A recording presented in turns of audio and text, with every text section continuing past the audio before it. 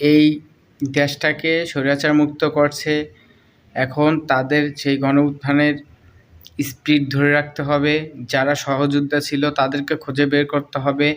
বহিরাগত লোক যাতে ভিতরে না ঢুকতে পারে সেদিকে লক্ষ্য রাখতে হবে এবং সঠিক জাস্টিফাই করে কার পাশে কে ছিল, কোন জায়গায় কার সাথে কে যুদ্ধ করেছিল, পরিচিত থাকলে তার খোঁজ নেওয়া উচিত। যদি কোনো পর্যায়ে প্রুফ পায় যে একজন সহযোদ্ধা ছিল, তা সে আমাদের ছাত্র না, চাকরিজীবী ছিল বা সাধারণ জনগণ ছিল, তাকে অবশ্যই সম্মান দেওয়া উচিত। অথচ এখানে তারা সে কাজটা করতেছে না। তাদের মন মতো তারা রাষ্ট্রে সামনের দিকে কিভাবে এগিয়ে যাবে সেই পরিকল্পনায় ব্যস্ত। কিন্তু রাষ্ট্র যে তারা কিভাবে পরিচালনা করবে শুধুমাত্র সেটা তাদের মধ্যেই রয়ে গেছে। সাধারণ জনমুখে প্রকাশ হচ্ছে না যে আসলে তারা কোন মুখে রাষ্ট্রকে নিয়ে যাচ্ছে। চলেন সামনের দিকে আগাই, আমরা ভাই কি বলে সেটা শুনি। অংশগ্রহণ করেছি। আমরা যারা বলেছি আমরা বৈষম্য মুক্ত বাংলাদেশ গড়ব, যেই দেশে কারো প্রতি অবিচার হবে না, কারো প্রতি অন্যায় হবে না, প্রত্যেকে তার নাগরিক অধিকার বুঝে পাবে। এর যদি ব্যত্যয় ঘটে তাহলে আমরা হাসিনা সরকারকে যেমন সরিয়েছিলাম তেমনি পৃথিবীর যে কোনো সরকারকে সরানোর হিম্মত এদেশের ছাত্র জনতা রাখে। ভাই এখানে না বলে পারছি না, আমরা তো আর আসবো না আপনাদের ডাকে ভাই। আপনাদের ডাকে কোনো ছাত্রদের ফাঁদে আমরা আর পা দিব না ভাই। একবার পা দিয়ে আমরা বুঝতে পারছি ভাই, আপনারা তো এখন নিজেদের চিন্তাই করতেছেন ভাই। আমরা সাধারণ জনগণ আপনাদের ফাঁদে পা দিব না ভাই। আমরা নির্বাচন আসলে আমরাই ঠিক করে দেব যে কাকে আমরা দেশের নেতৃত্ব দায়িত্ব পালন করার জন্য রাখবো। আমাদের ভোটের মাধ্যমে আমরা সেটা জাস্টিফাই করে রাখবো। যদি আমাদের মনের মতন ক্যান্ডিডেট না হয় তাহলে আমরা পূর্বের মতো ভোট দিব না, ঘরেতে বসে থাকবো।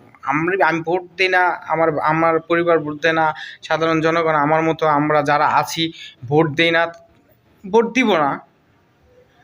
আচ্ছা সামনের দিকে আগাই।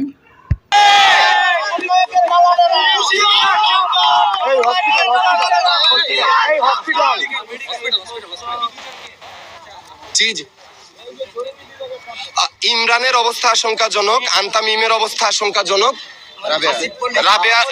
হাসিব এবং রাবেয়া এখন মোটামুটি সুস্থ। হাসিবের অবস্থাও এখনো ডাক্তার আশঙ্কা মুক্ত বলতে পারেননি। আমার এই পাশে উপস্থিত আছেন ফারহান। আমার নাম তানজিদ মোহাম্মদ সোহরাব রেজা। আমি একটি বেসরকারি বিশ্ববিদ্যালয় ইন্টারন্যাশনাল জুলাই আন্দোলনে আমি উত্তরা, রামপুরা সহ বিভিন্ন জায়গায় অংশগ্রহণ করেছিলাম। যেই কারণে আমি মনে করছি জুলাই আন্দোলনে আমাদের যে সম্মিলিত প্ল্যাটফর্ম ছিল সেই বৈষম্য বিরোধী ছাত্র আন্দোলন নামের প্ল্যাটফর্মকে টিকিয়ে রেখে সন্ত্রাসী কার্যক্রম পরিচালনা করার অধিকার কারণ নেই এবং দেশের ছাত্র জনতা এই ধরনের সন্ত্রাসী কার্যক্রম অব্যাহত রাখা হলে তাদেরকে এই নাম ব্যবহারের অধিকার থেকেও বঞ্চিত করবে ইনশাআল্লাহ।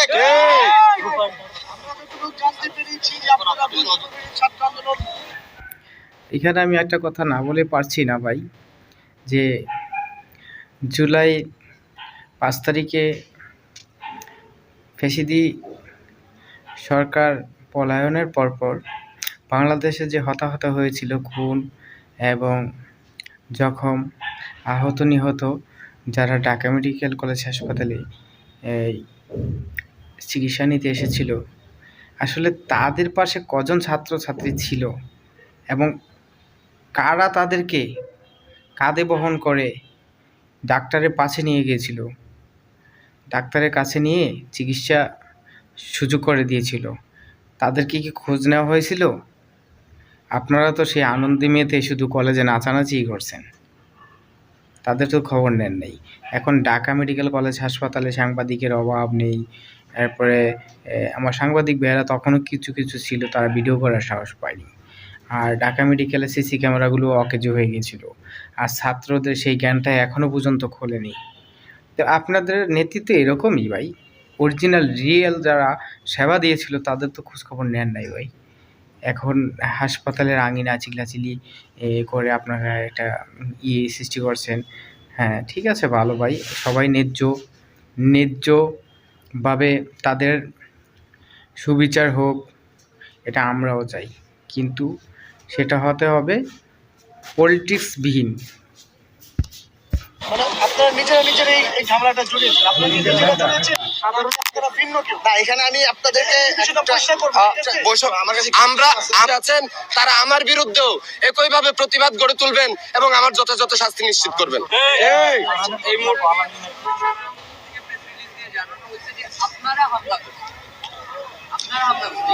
আচ্ছা, আমাদের অবস্থানটা আসলে প্রথমে আমরা ওইখানে দুইটা আমাদেরকে সমন্বয়করা বলছে গতকালকে যে হামলা করে তুলে গতকালকে আমাদের শিক্ষার্থী ভাইদের উপরে জুলাইয়ের স্বৈরাচার মুক্ত করেছি।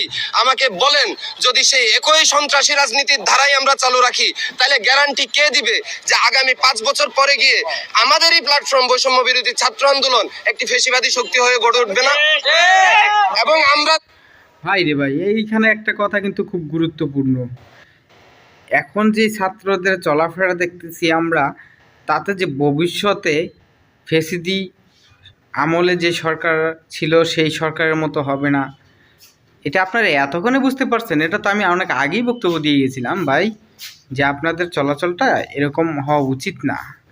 আপনারা ওই ফেসিবাদী সরকারের মতো সামনে ভবিষ্যতে ফেসিবাদী হচ্ছেন, সতর্ক। যারা জুলাই আন্দোলনের যোদ্ধা, আমার পাশে ফারহান বসে আছে, এই ছেলে জুলাই আন্দোলনে আহত হয়েছিল, তার লড়াই এখনো শেষ হয় নাই। হাসিনা পালাই গেছে, তার লড়াই শেষ হয় নাই। তাকে আজকে আবার আহত করা হয়েছে, কারণ সে একজন চাঁদাবাজের বিরুদ্ধে দাঁড়াইছে, অন্যায়ের বিরুদ্ধে দাঁড়াইছে। আমরা এখনো খেয়াল করতেছি এই যে রাষ্ট্র কাঠামো, এই রাষ্ট্র কাঠামো তার শোষণ অব্যাহত রেখেছে বিভিন্ন ভাবে। এই যে শোষণের কাঠামো, এই শোষণের কাঠামো অব্যাহত রাখা হলে আমরা মনে করি জুলাই অভ্যুত্থানের আমাদের যে স্পিরিট, সেই স্পিরিট পূর্ণতা পাবে না।